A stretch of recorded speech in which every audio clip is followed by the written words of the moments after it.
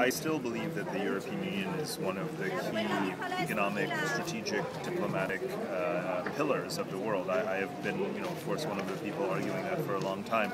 I don't believe that anything has changed with the financial crisis. The Eurozone and the European Union share of the world economy is still more than 25%, so it cannot be just put aside. But that said, within Europe, only Germany stands on its own as a world power, right? Even Britain, France, Italy, quite frankly, compared to China, even compared to Saudi Arabia, even compared to Brazil, you cannot, project that kind of power and influence in the world. So Italy does have to act within Europe.